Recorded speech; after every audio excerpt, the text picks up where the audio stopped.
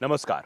12 सितंबर को हरियाणा में संवैधानिक संकट खड़ा होना था और इस संवैधानिक संकट से बचने के लिए नायब सिंह सैनी की सरकार ने नायब फार्मूला तैयार निकाला। सैनी अपनी सरकार को बचाने के लिए विधानसभा का सत्र नहीं बुला रहे थे और सत्र टालते टालते वो ये भी भूल गए कि सत्र बुलाना उनकी संवैधानिक मजबूरी थी।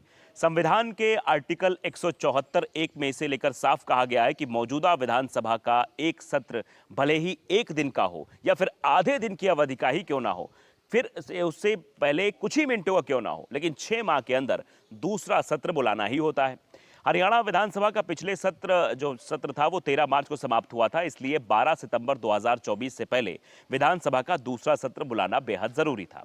12 सितंबर 2024 की रात 12 बजते ही संवैधानिक रूप से मान लिया जाता कि हरियाणा विधानसभा काम करने की स्थिति में नहीं है, यानी विधानसभा को भंग कर राष्ट्रपति शासन लगा दिया जाता और नायब सिंह सैनी पूर्व सीएम हो जाते। दरअसल सरकार की ओर से पिछली कैबिनेट बैठक में मानसून सत्र पर कोई फैसला नहीं लिया गया था।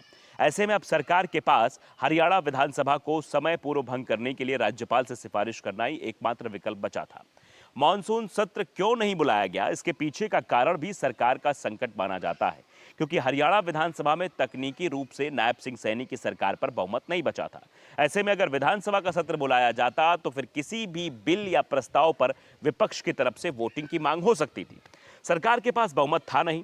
ऐसे में अगर विधानसभा में सरकार की वोटिंग में हार हो जाती तो नायब सिंह सैनी को उसी समय इस्तीफा देना पड़ जाता, यानी अपनी सरकार को बचाने के लिए ही बीजेपी की तरफ से विधानसभा का सत्र नहीं बुलाया गया।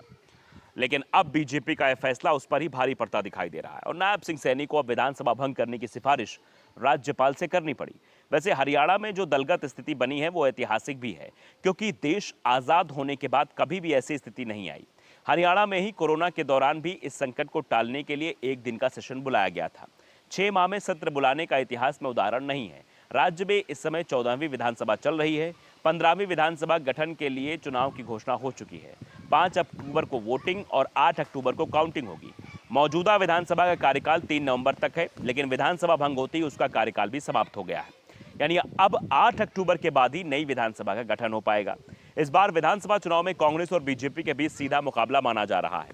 वैसे आम आदमी पार्टी, जननायक जनता पार्टी और इंडियन नेशनल लोकदल भी पूरी ताकत से चुनाव लड़ रहे हैं, लेकिन इन दलों की उपस्थिति कुछ सीटों पर ही दिखाई दे रही है। अधिकांश सीटों पर बीजेपी और कांग्रेस के बीच सीधा मुकाबला माना जा रहा है।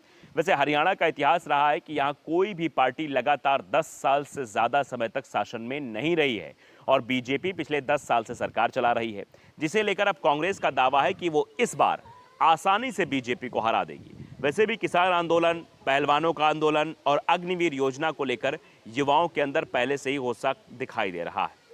अगर यह गुस्सा वोटों के रूप में सामने आया तो फिर बीजेपी के लिए मुश्किलें खड़ी हो सकती हैं। वैसे भी आरएसएस की एक रिपोर्ट में दावा किया गया है कि नरेंद्र मोदी ने हरियाणा के पूर्व सीएम मनोहर लाल खट्टर को हटाने में देरी कर दी। अगर खट्टर को 1 साल पहले सीएम पद से हटा दिया गया होता तो आज हरियाणा में अलग सूरत होती।